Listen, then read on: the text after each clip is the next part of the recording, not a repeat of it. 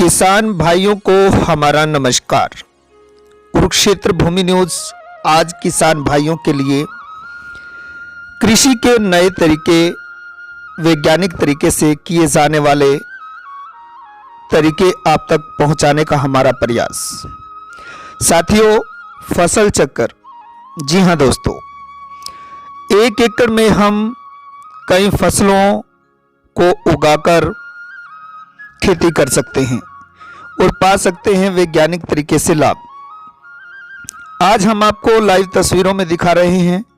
हम पहुंचे हैं एक ऐसे बागीचे में जहां पर खेती फसल चक्कर के तरीके से और वैज्ञानिक तरीके से की जाती है।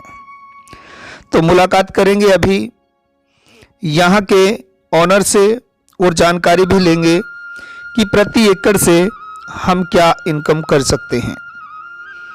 अभी शांति रिपोर्टर के साथ हम पहुंच चुके हैं और मुलाकात करते हैं, लेते हैं जानकारी और पहुंचाते हैं आप तक वो सभी जानकारियां।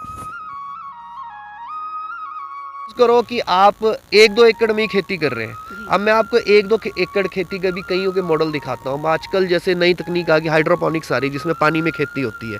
अगर वो 1 एकड़ में लगी हो, 1 एकड़ में 50 लाख रुपए तक की कमाई कर सकते हो साल के अंदर आप, लेकिन उसका खर्चा ज़्यादा है। अगर आप वो नहीं कर सकते, मैं आपको ऐसा भी दिखाऊँ कि 1 एकड़ के अंदर 5 तरह की सब्जियाँ लगा के खेती हो रही है। उसके अंदर उन्होंने बाग भी लगा रखा है, उसके अंदर उन्होंने धनिया लगा रखा है, उन्होंने मूली लगा रखी है, हल्दी लगा रखी है।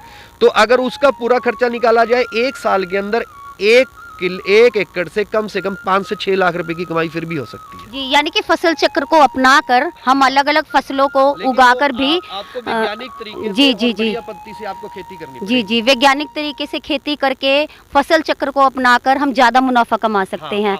तो सर, मैं जानना चाहूँगी, जिस तरह से अब आपने अपने इसका बताया पॉली हाउस के बारे में, तो इसके लिए सर कितनी लेबर वगैरह की जरूरत पड़ती है या और क्या संसाधन की जरूरत पड़ती है जो मूलभूत हैं? देखिए, इसके अंदर जो खेती है, सब्जी की हो चाहे पॉली हाउस में, चाहे आप फूल की खेती करें, लेबर तो इसमें पड़ती ही पड़ती है। 1 एकड़ के अंदर कम से कम 5 से 6 आदमी एक टाइम में आपके लगेंगे। क्योंकि इसके अंदर क्या है कि कम समय में ज़्यादा मुनाफे वाली खेती है। एक वृक्ष जो भी पौधा होगा, अगर वो ज़्यादा प्रोडक्शन देगा तो उसके अंदर बीमारी भी ज़्यादा लगेगी।